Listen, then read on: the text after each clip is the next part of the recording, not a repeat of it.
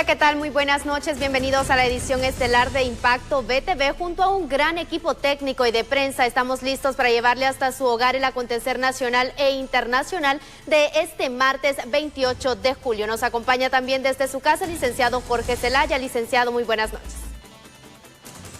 Buenas noches, Ruth. Buenas noches, compañeros en la dirección del noticiero. También, por supuesto, estamos listos aquí desde nuestro hogar para presentarles nuestro informativo, agradeciendo a las personas que están ya conectadas a través del Facebook, quienes nos siguen en la frecuencia 92.5 de radio y con nuestra señal de satélite y a nivel nacional a través de la frecuencia Canal 9 en la zona central y Canal 2 en la zona noroccidental del país.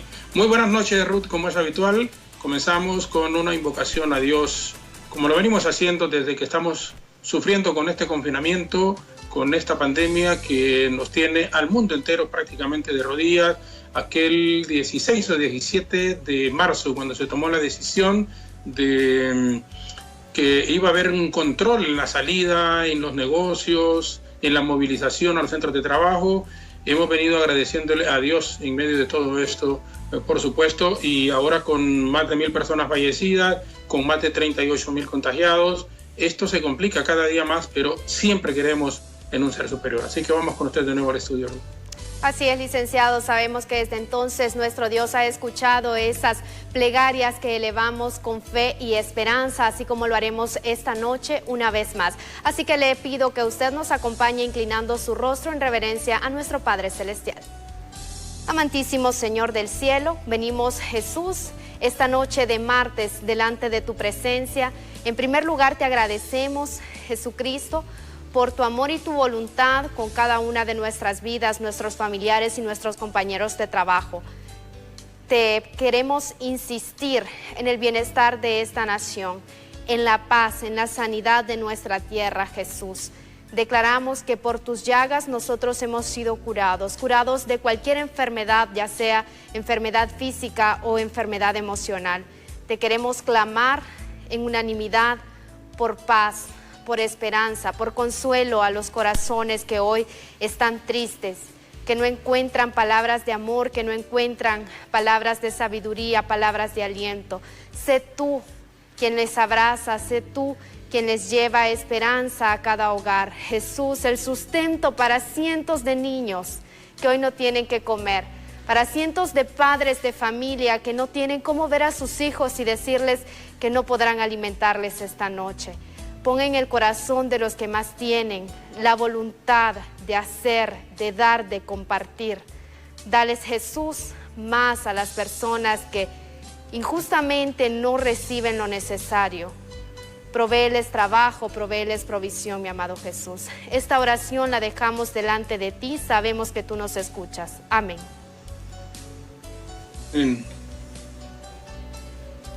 Gracias, Ruth. Comenzamos en este instante con las noticias después de la propuesta de las mesas sectoriales. El gobierno de la República, en Consejo de Ministros, el presidente tomó la decisión de reapertura económica, regresar a la fase 1 en las principales ciudades del país, porque esto significa que mañana se vuelve a la actividad regular, con el temor, desde luego, de la mayoría de la gente en que el contagio de COVID-19 se van a incrementar.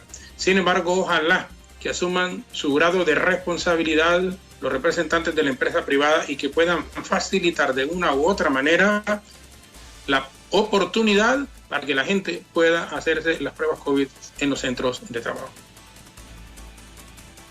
Después de haber escuchado el informe presentado por el cuerpo de médicos que manejan la pandemia del COVID-19, quienes dieron a conocer que en las últimas 3 semanas se reporta una baja en la cifra de muertos y en la cantidad de personas hospitalizadas por la enfermedad, el presidente Juan Orlando Hernández, en reunión de Consejo de Ministros, aprobaron la petición hecha por la Mesa Multisectorial para la Reapertura Económica de retornar a la fase 1 a nivel nacional a partir de mañana.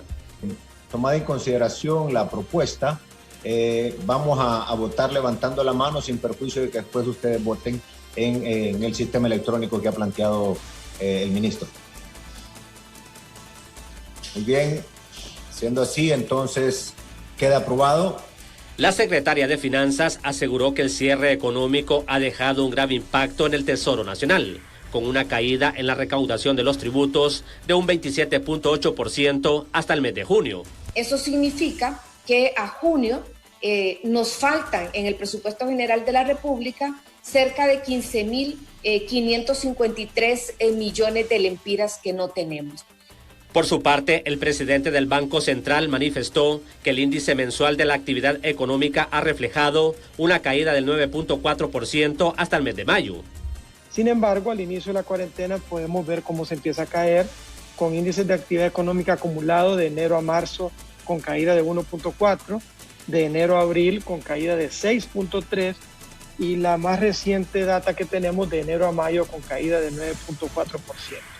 El presidente Hernández dejó claro que la aprobación del retorno a la fase 1 a nivel nacional tiene la responsabilidad de los empresarios, quienes deberán abrir más centros de triaje, y por su parte el gobierno y los medios de comunicación hacer campañas educativas con el fin de concientizar a los hondureños para que adopten las medidas necesarias y así evitar que se contagien con el COVID-19. En cámara, Darwin Maradiaga, les informó Luis Durón para Impacto BTV. Y ante el anuncio de la reactivación de la economía, el presidente de la Cámara de Comercio e Industrias de Cortés, Pedro Barquero, asegura que las autoridades deben de alcanzar un equilibrio entre priorizar la vida y la salud de la población y la generación de empleos. Con el anuncio de la apertura económica y el regreso a la fase 1, necesitamos asegurarnos de trabajar dentro de un equilibrio del cuidado de la salud y la vida del pueblo hondureño y la generación de empleo. Es importante para alcanzar este equilibrio que estemos conscientes de los 3 niveles de responsabilidad que se deben de cumplir. El primer nivel de responsabilidad es el del gobierno de la República, que tiene la responsabilidad del cuidado de la salud y la vida del pueblo hondureño. Necesitamos que el gobierno abastezca de los equipos de bioseguridad a los médicos, a las enfermeras y a todos los trabajadores de salud, al mismo tiempo que entregue las medicinas de forma oportuna a los centros de triaje, a las clínicas y a los hospitales. Y adicionalmente que se continúe trabajando y que se acelere el paso de las brigadas médicas y de las pruebas rápidas para poder ir a buscar el virus puerta por puerta. El segundo nivel de responsabilidad es el que nos corresponde a nosotros, como sector privado. Tenemos la obligación de trabajar con responsabilidad y esto implica aplicar todas las medidas de bioseguridad según los manuales que fueron aprobados por la Secretaría de Trabajo. El tercer nivel de responsabilidad es el que tenemos todos los hondureños, cada uno de nosotros de forma individual. Necesitamos usar la mascarilla permanentemente, lavarnos las manos constantemente, usar el gel con alcohol, no tocarnos los ojos, la nariz y la boca y también asegurarnos de mantener el distanciamiento social. Si todos cumplimos con estos 3 diferentes niveles de responsabilidad, vamos a poder alcanzar el equilibrio entre lo que es trabajar con responsabilidad y cuidar la salud y la vida del pueblo hondureño. Para el secretario ejecutivo del Consejo Nacional de Convergencia, el ingeniero Omar Rivera, la decisión tomada por el presidente de la República en Consejo de Ministros de reiniciar las actividades económicas y sociales en el país es correcta, pertinente y oportuna. Es una decisión acertada por parte del Consejo de Ministros tomar en cuenta la recomendación que hizo la mesa multisectorial de avanzar a una reapertura económica que sea gradual y responsable. Yo creo que aquí a todas luces tenemos una necesidad que las actividades empresariales reinicien, pero que aparejado a esto exista toda una estrategia que garantice salud a los hondureños.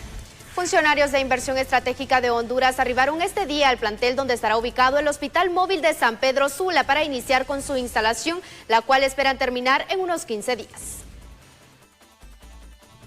Los contenedores que llevan las piezas necesarias para el ensamblaje de los hospitales móviles fue llevado este día al predio ubicado en las afueras del Hospital Mario Catarino Rivas con el objetivo de iniciar labores lo antes posible y así darle respuesta a la pandemia del COVID-19 en una de las zonas más golpeadas del país, como lo ha sido el Valle de Sula. Interesados en instalar 6 módulos y estamos en la mañana. Veremos si las condiciones de lluvia que están pronosticadas para la tarde nos permiten avanzar. ¿Solo se va a trabajar 12 horas o estarán las 24 horas, ingeniera? Si Dios quiere, podríamos estar las 24 horas, pero dependemos del clima para poder avanzar. Por otra parte, las instalaciones son básicas para brindarle salud al pueblo hondureño, pero también se necesita recurso humano, mismo que en este momento no ha sido contratado o está contaminado con COVID-19. por lo que autoridades médicas esperan que se resuelva lo antes posible. En este momento se va a solicitar por medio de Secretaría de Salud nuevas contrataciones para poder solventar las necesidades que tenemos de recursos, porque sí es importante, a medida se vaya reaperturando el comercio, la atención va a ir aumentando y necesitamos más personal. La empresa Invest H aseguró que los trabajos se extenderán hasta altas horas de la noche para terminar este proyecto en unos 15 días. Luego tendrá una etapa de prueba de 7 días y después pasará a manos de la Secretaría de Salud para iniciar de inmediato la atención a los pacientes. Con las imágenes de Rigoberto Escobar para Impacto BTV, les informó Samuel Cuello. Como una disposición arbitraria califica el presidente del Colegio de Periodistas y de la Asociación de Prensa Hondureña la decisión de los coordinadores de Invest de no permitir a los medios de comunicación la entrada a los lugares donde se van a instalar los hospitales móviles, tanto en San Pedro Sula como en Tegucigalpa. Molesto ha reaccionado el presidente del Colegio de Periodistas ante la determinación de los interventores de Invest H de no permitir que los medios de comunicación puedan grabar la instalación de los hospitales móviles, por lo que asegura que la medida es ilegal, ya que violenta la libertad de prensa. Me parece que esta es una disposición ilegal y arbitraria por parte de la Junta Interventora de Invest, porque el único ente que está facultado para tomar ese tipo de determinaciones es el Pleno de Comisionados del Instituto de Acceso a la Información Pública. Con esta disposición se está violentando el derecho de acceso a la información pública de toda la ciudadanía hondureña. Además, se está violentando el derecho a la libertad de prensa y a la libertad de expresión. El presidente de la Asociación de Prensa Hondureña también lamenta la determinación de los interventores de Invest H, pero asegura que es más lamentable que los órganos contralores del Estado no estén haciendo bien su trabajo para evitar la corrupción. Los operadores de justicia en Honduras no funcionan. Ministerio Público, Tribunal Superior de Cuentas, ¿dónde están las acciones de ustedes, por favor? Así que condenamos esta acción que ha tomado el Invest Honduras y otras instituciones del Estado en prohibir darle el seguimiento al proceso de investigación y denuncia de corrupción de estos actos que nos marcan el hito del año 2020 en la presente pandemia. La pandemia de sanitaria y una pandemia de corrupción. Alto la corrupción en el país. Queremos ver a esos delincuentes en la cárcel y que paguen el dinero que se han robado. Los representantes de los gremios periodísticos aseguran que no permitirán ese atropello en contra de los medios de comunicación, por lo que tomarán las acciones legales correspondientes, ya que esa medida refleja la falta de transparencia en el manejo de los recursos durante esta crisis sanitaria.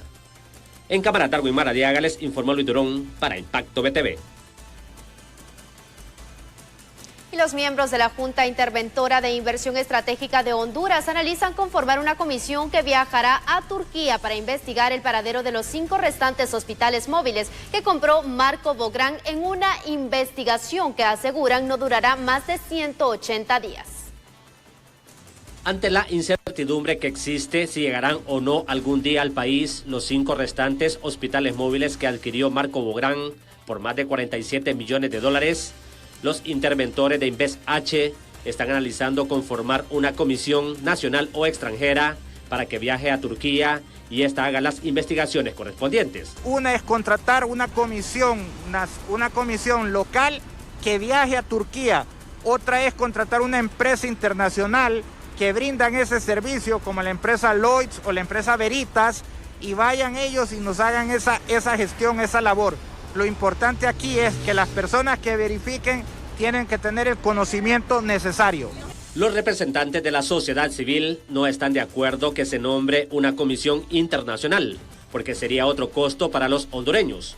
debe armarse una comisión con representantes hondureños, que somos los afectados, para que sea esta comisión la que vaya a Turquía. Yo creo que una empresa internacional lo que vendrá a hacer de alguna manera es complicar el proceso, teniendo en cuenta que requerirá mucho tiempo de revisión de lo que Inves había comprado, mientras el pueblo hondureño y personas relacionadas al caso ya saben en términos generales qué es lo que está pasando. Entonces, por su parte, el economista Hugo Noé Pino ve como ilógico que el Estado quiera demandar a la empresa que vendió los hospitales si las autoridades hondureñas no cumplieron ni con lo más mínimo que se requiere para hacer una compra millonaria. Las reiteradas afirmaciones de que se va a demandar a la empresa, ¿con qué tipo de argumentos se va a demandar si no se cubrió lo mínimo en cuanto se relaciona a los papeles necesarios para establecer una demanda? Los interventores de Inves H aseguran que solo estarán 180 días en sus cargos, tiempo en el cual harán la auditoría forense de todos los recursos que manejó Marco Bográn para después presentar su informe final. En cámara, Darwin Maradiaga, les informó Luis Durón para Impacto BTV. Siempre en este tema, autoridades del Tribunal Superior de Cuentas presentaron un informe al Ministerio Público de los indicios de responsabilidad penal en contra de funcionarios que participaron en las compras de los hospitales móviles, luego de un proceso de auditoría realizado por comisiones auditoras de ese ente. El primer informe con indicio de responsabilidad penal, obviamente la comisión de auditoría concluyó con ese primer informe. Van a salir posiblemente más informes, son ellos los que determinan qué tipo de informe van a salir, si son civil o penal o administrativo, porque la auditoría no ha terminado, es cantidad de aspectos que tienen que investigar y corroborar, porque el tribunal trabaja con documentación, no mediáticamente. El tribunal no puede salir diciendo esta persona es culpable si no se analiza, si no se comprueba con documentación. Con eso se demuestra pues que todo lo que han dicho que anteriormente muchos actores, que creo que es por desinformación, aquí estamos demostrando la imparcialidad con la que actúa esta presidencia. Igual el magistrado Ricardo Rodríguez también lo ha hecho, porque él ha estado acompañándome en todas estas actividades que estamos haciendo y acompañando también las otras comisiones de auditoría que están en salud, en Copeco. En relación a este primer informe del Tribunal Superior de Cuentas al Ministerio Público, miembros de la sociedad civil lo catalogan como positivo para poder esclarecer y castigar a los responsables de las compras de los hospitales móviles, en los cuales se han invertido más de 1.000 millones de lempiras. Lo menos que esperamos de un ente como ustedes, que se sostiene con nuestros recursos, con nuestros impuestos, es que cumpla con su trabajo. Así es que valoramos como positivo esto, también la acción que ha tomado el señor presidente. Yo le digo, esto no es un tema personal, es un tema de ética. Tenemos que actuar con ética, y si la sociedad estaba cuestionando los vínculos que supuestamente hay entre el presidente con el director o el exdirector de Inves, que está siendo investigado en este momento, lo más sensato y oportuno por el bien de la sociedad, pero también de la institución, porque aquí no se trata de proteger individuos, se trata de proteger esta institucionalidad que está muy deteriorada, muy cuestionada, y por lo tanto vemos como positivo esta acción que también ha anunciado de que delega esta responsabilidad en otro de los magistrados. Tras el nombramiento de una nueva junta interventora al frente de Inves, después de la separación del abogado Marco Bográn, algunos analistas en el país consideran que es un debilitamiento mayor el nombrar a militares al frente de esta comisión. Múltiples cuestionamientos y evidentes irregularidades tras la compra de contenedores bajo el nombre de hospitales que al final terminaron siendo chatarra y centros de tiraje provocaron la intervención de Invest Honduras, a la cabeza de la misma un exmilitar, que según analistas es un error ponerlos a desempeñar actividades de gobierno civil, lo cual afecta la participación de la sociedad civil en una democracia. Ponerlos a desempeñar actividades de naturaleza propiamente de gobierno civil debilita la institucionalidad propia de las Fuerzas Armadas, tergiversa su operatividad y afecta la participación de la sociedad civil en un gobierno democrático. Pues la función de la institución se tergiversa y la somete al riesgo de que los cambios y los avatares de la política la afecten institucionalmente. Yo creo que se ha cometido un tremendo error. En tal sentido, otros profesionales son del criterio que las juntas interventoras solo sirven para tapar grandes actos de corrupción y la presencia de militares es para darle una imagen ruda y de disciplina. Sin embargo, la institucionalidad queda por el suelo. Lógicamente, hacia donde debería estar apostando el actual gobernante es a fortalecer las instituciones del Estado que no están funcionando. Ahora bien, lo que sucede es de que tanta junta interventora, vamos de junta interventora en junta interventora, y lo único que se está certificando son actos grandísimos de corrupción. Y fíjate bien, lo blindas nombrando en las juntas interventoras miembros de las Fuerzas Armadas o exmiembros de las Fuerzas Armadas. Como lo apuntan analistas, este tipo de nombramientos destruyen la institucionalidad o al menos lo poco que queda, ya que la presencia de militares están en el agro, en los centros penales y ahora en Invest Honduras, y paulatinamente podrían estar en otras instituciones, pese a que no tienen esas funciones según la Constitución de la República y su misma ley como castrenses. Mientras tanto, la Fiscalía sigue sin actuar y la impunidad imperante como algo cotidiano. Con imágenes de Luis Cárcamo para Impacto BTV, Pablo Martínez.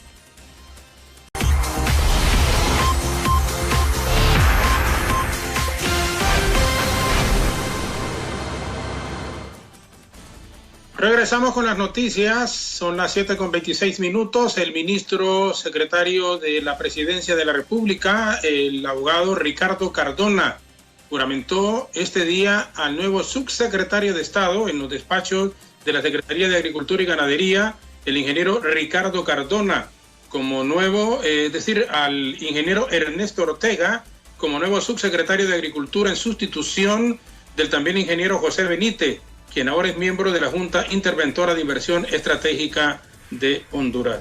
El nuevo subsecretario se venía desempeñando como asesor en esa Secretaría de Estado. En las últimas 24 horas, los principales centros de atención para el COVID-19 reportaron solo 8 fallecimientos, cifras que indican una drástica reducción de las muertes a causa de la pandemia. Reportándose una drástica reducción en el fallecimiento de compatriotas en los 4 principales centros capitalinos que atienden pacientes COVID. Es así que en las últimas 24 horas solo se han registrado 8 muertes por coronavirus. Lamentablemente estamos reportando el fallecimiento de 4 pacientes que estaban recibiendo asistencia hospitalaria en este centro.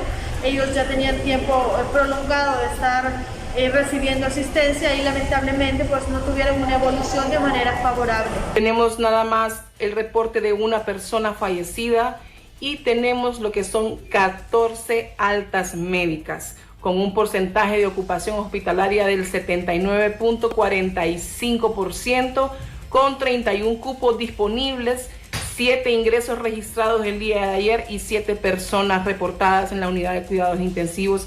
Habíamos tenido más de 48 horas sin reportar fallecidos, pero lamentablemente tenemos que reportar a la población que el día de ayer por la noche tuvimos el deceso de una persona del sexo masculino de 84 años de edad.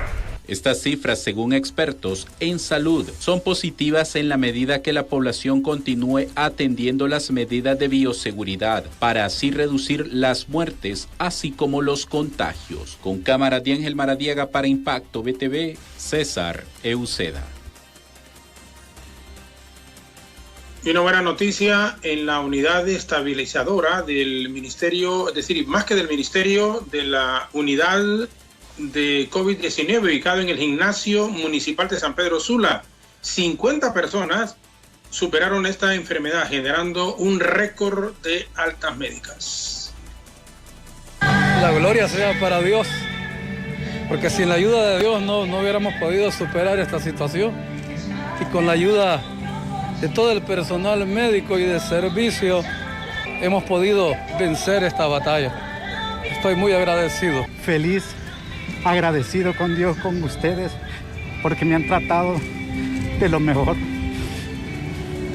Sin palabras, hoy, pero maravillosamente contento después de casi 30 días, es algo indescriptible, ¿verdad? Para nosotros, y que vamos recuperados con un trato al 100. Yo era una de las personas que no creía al principio, y miren dónde terminé. Gracias a Dios, hoy me toca salir y les digo que verdaderamente hay que cuidarse, no hay que jugar con esto, no es un juego, es algo real. Ya lo viví y es duro. Dios tiene la respuesta y la victoria también. Siempre, todas las noches, orábamos por él, le pedíamos a Dios por él y pues gracias a Dios nos dio este gran y maravilloso milagro que por fin podía él salir de aquí. Encargados del centro de triaje ubicado en el Centro Cívico Gubernamental expresan que luego de 2 semanas de operatividad la afluencia de personas que llegaron ha disminuido en por lo menos un 45%. Sin embargo, manifiestan que la prevalencia de positividad es alta, ya que hasta la fecha de las más de 3.000 personas que han llegado a este lugar, unas 1.500 han obtenido resultados positivos. Ayer cumplimos 2 semanas de haber aperturado, entonces podemos ya hacer una comparación entre la afluencia de pacientes de la primera semana con la segunda semana. La primera semana estábamos viendo un promedio de 280 a 300 pacientes diarios y la segunda semana estamos viendo 150 a 180 pacientes diarios. Podemos hablar de una disminución del 45%, entonces realmente nos alegra en gran manera como familia Centro Cívico Gubernamental porque hemos logrado captar buena parte de la población y está disminuyendo. Ustedes pueden observar, no hay afluencia de pacientes. Entonces, el tiempo general del flujo del paciente desde que entra, desde el portón, es 1 hora máximo, entre el laboratorio, entre la consulta y entre la farmacia. Al día de hoy hemos visto 3.227 personas ya en las 2 semanas desde que aperturamos. Positivos hemos tenido 1.218 personas. El índice de positividad nuestro ha sido del 55% y lo seguimos manejando. Autoridades de Salud dice que ha sido una buena estrategia estar desplazando a empleados a los diferentes barrios y colonias de las principales ciudades del país para detectar personas contagiadas con COVID-19, pero es necesario que sean reforzadas para comenzar a romper la alta incidencia de contagios a nivel nacional. Eso es lo más importante quizás. Mire, aquí no han entendido la SINAGER el impacto epidemiológico que son las brigadas. En Guayaquil, Ecuador, fue clara y ha sido clara la alcaldesa de Guayaquil, que fueron las brigadas, los batallones de médicos que fueron casa por casa. Aquí, mire, aquí no se ha entendido, aquí hay un gran problema. Están las brigadas y no tienen pruebas rápidas. Están las brigadas y no tienen hisopado. Entonces, ¿cómo nos vamos a dar cuenta de la cantidad de infectados que hay? ¿Cómo los vamos a aislar? Aquí hay que entender, señores de la SINAGER, manden a esas brigadas a hacer pruebas de los asintomáticos y de los sintomáticos. Esa es la única manera, juguemos con pelota adelantada en estos lugares. Si no lo hacemos así, realmente no estamos haciendo nada con esas brigadas. Y los centros triajes se van a volver a llenar, los hospitales van a colapsar de cara a la apertura que seguramente va a ser a finales de esta semana o a principios de la otra, según tome la decisión el gobierno. Trabajadores de la salud denunciaron que se les está enviando a trabajar aún contagiados de COVID-19, situación que los tiene bajo temor ya que ni siquiera cuentan con el equipo de bioseguridad necesario para evitar ser un foco de contagio. Empleados en el área de salud denuncian que desde el Seguro Social y las autoridades de salud se les está obligando a trabajar aún presentando positividad en pruebas que detectan el COVID-19, situación que los pone en alarma al ser un foco ellos mismos de contagio. Habemos varios positivos acá. Me imagino que no es justo que estemos trabajando y estar positivos. Aquí hay gente negativa que la podemos contagiar. Entonces seguro, se puso, me imagino, de acuerdo con la Secretaría de Salud. Y yo lo que reclamo es por mi vida, ¿verdad? Yo soy hipertensa y, quiero que se nos dé, pues. Exigimos el pago tampoco que nos han pagado, somos de primera línea, necesitamos que nos paguen. Aquí hay gente de contrato que tampoco le han prometido la plaza y no se la han dado. Esta acción para dirigentes gremiales solo indica el poco interés que se tiene en los trabajadores de salud y en la población misma, al ser expuesta a personas contagiadas de COVID. Bueno, para que usted mire cómo los trabajadores de la salud nos miran en el Seguro Social. Lastimosamente, la institución que está obligada a brindarnos nosotros la atención en ese derecho a la salud y a la vida, se nos vulnera esos derechos que nosotros tenemos. Presentamos la petición nosotros ya ante la Comisión Interventora del Seguro Social para que todo aquel compañero que esté positivo por COVID-19 no tenga que refrendar. Y como es una facultad de la Comisión Interventora, les pedimos que reformen el artículo número 5 y que ya no diga que después de 3 días se debe refrendar una incapacidad. Están mandando a trabajar la gente positiva. Según esta denuncia, varios empleados de salud en colonias capitalinas y centros de salud han dado positivo en varias ocasiones a las pruebas PCR, pero aún así los envían a trabajar. Con cámaras de Ángel Maradiaga para Impacto BTV, César Euceda. Continuar informándose con nosotros. Le tenemos hoy una impresionante historia de vida. Se trata de un joven emprendedor quien luego de dedicarse a la albañilería, Ever Ochoa decidió emprender con su propio negocio. Ahora conquista a los capitalinos con una barbería que ha instalado en la colonia 3 de Mayo de Comayagüela. Nuestro compañero Johnny Quito nos presenta esta impresionante historia.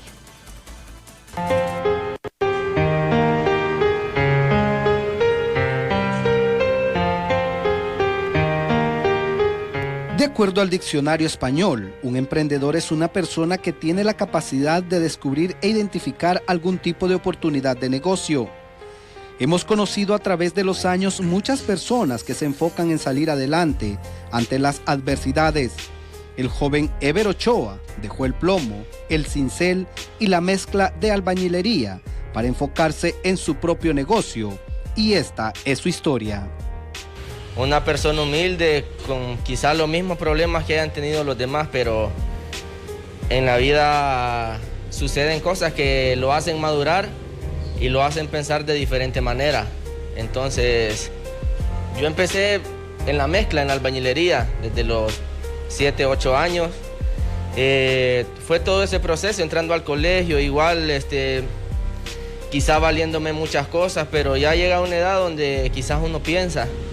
Pese a las dificultades de la vida, este joven emprendedor ha decidido seguir adelante y continuar para cuidar de su familia. Pues entonces surgió la oportunidad de aprender barbería.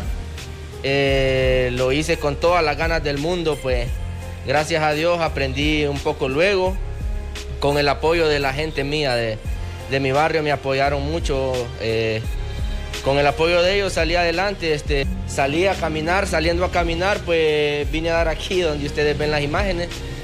Y entonces pregunté, me dijeron que sí, sin poner mucho pero. Creo que Dios lo tenía todo predestinado. Creo que Dios es el pilar en esto y pues ya estoy aquí y tenía miedo de hacerlo, pero aquí estoy. Sin duda alguna, los sueños en la vida se pueden cumplir. Sigue tu camino y confía en Dios. Con las imágenes de Isaac Alcerro para Impacto BTV, le informó Johnny Quito. Conductores de taxis hicieron una protesta hoy en la colonia La Laguna, en donde han exigido una vez más un bono de 4.000 empiras al gobierno y que se les puedan proporcionar los permisos de circulación que han estado atrasados. Nuevamente los conductores del transporte de taxis realizaron un plantón en las cercanías de la colonia La Laguna en Comayagüela, con la exigencia ante la falta de pago del bono que el gobierno les ha prometido, entre otras peticiones. Ella es la problemática que tenemos con el bono compensatorio, donde los compañeros ya estamos preocupados desde los días 11, 12 del mes de junio fueron aprobados y donde ellos cuando esperando su mensajito para que les caiga para hacer los cobros, no les cae y vemos que ya estamos aproximadamente mes y medio, sobre 2 meses de haber sido aprobado. También déjeme decirle que tenemos unos compañeros que han presentado lo que son las solicitudes de renovación de los permisos de operación con sus respectivos correlativos, su cartón vencido, pero lo hace legal el correlativo que le dio el Instituto de Transporte y donde están poniendo las trabas y no les están dando el procedimiento adecuado, sino que se lo deniegan. Por su parte, uno de los consultores que ayuda a los conductores de taxi en el área legal comentó que los permisos de circulación están vencidos y no pueden laborar una vez que se reaperture la economía en el país. Si digamos un 10%, 20% de nuestros afiliados es de que la presentación de solicitud del bono se ha hecho legalmente, se han presentado los documentos requeridos por el Instituto de Transporte, pero en este caso, en el caso personal de este señor, él no anda el permiso actualizado. Como se venció, hicieron una renovación de certificado de operación y entonces la Dirección General de Transporte entregó un correlativo que tiene validez, aunque sea el Instituto Nacional de Transporte. Con las imágenes de Isaac Alcerro para Impacto BTV, le informó Johnny Quito. Y expertos en temas de migración irregular aseguran o confirman que debido al golpe económico que han sufrido varias empresas de Honduras, el número de compatriotas que busquen una oportunidad laboral en Estados Unidos aumentará. Recordamos que es el país del norte el principal destino de migración para los hondureños. Sin embargo, es México quien mayormente les deporta y en donde se encuentra el mayor número de hondureños indocumentados. Esto desde la puesta en marcha del plan para la Alianza de la Prosperidad. 40% de las empresas que ya han declarado en quiebra y hay 70% que no están vendiendo. Y obviamente las empresas que no venden, sin duda que tienden a cerrar sus operaciones. 86% de el empleo en el país lo provocan las pequeñas y medianas empresas que operan normalmente. ¿Qué significa eso? Que tendremos una cantidad mucho más alta del desempleo que ya nosotros estamos teniendo en el país. Y eso va a significar, sin duda, que habrá una avalancha de personas que querrán salir a pesar de que las medidas restrictivas para el paso por los países como Guatemala, México y no digamos la entrada a Estados Unidos será cada vez mucho más complicada. Si ya era difícil antes de la pandemia, no digamos ahora después de la pandemia. De varias solicitudes que se han hecho en cuanto a las medidas procesales penales en los tribunales de corrupción, hasta la fecha solo han aceptado 2. La de la ex primera dama de la Nación, doña Rosa Elena Bonilla de Lobo, y quien fue su secretario privado en ese entonces, Saúl Escobar. Según el portavoz de la Corte Suprema de Justicia, las demás no cumplen con los requisitos debidos para otorgar dicha solicitud. Sentencia en materia de corrupción ha recibido y resuelto 4 solicitudes de cambio de medidas que fueron interpuestas por la defensa de los imputados. Ya de todos es conocido la que fue otorgada, es decir, el proceso de solicitud de cambio de medidas interpuesto por la defensa de la ex primera dama, Rosa Elena Bonilla Ávila, y de su ex secretario, el señor Saúl Escobar. Los casos que fueron declarados no al lugar por los jueces jurisdiccionales especializados en materia de corrupción son los procesos para los funcionarios de Banasupro, del Hospital de Santa Bárbara y de la Secretaría de Salud, particularmente en el caso del otorgamiento de becas. Para los jueces especializados en materia de corrupción de este tribunal de sentencia, en las causas que fueron declaradas no al lugar, esta determinación se adoptó según el párrafo último de este artículo 184 que fue reformado, donde se indica que no procederá el cambio de medidas cuando ocurrieran los hechos investigados. Las autoridades del Centro Penitenciario de la Esperanza Intibucá reportaron que hoy a las 4 de la tarde se produjo un intento de motín por parte de 11 privados de libertad, por lo que agentes de la Policía Nacional que recibieron la alerta y que se encontraban a las afueras del establecimiento realizaron disparos de advertencia, mientras que los agentes penitenciarios controlaron la situación, restableciendo el orden y aislando a los sospechosos, a quienes se les aplicará las sanciones establecidas en el reglamento disciplinario para las personas privadas de libertad. Según las autoridades, no se reportan personas lesionadas ni fallecidos.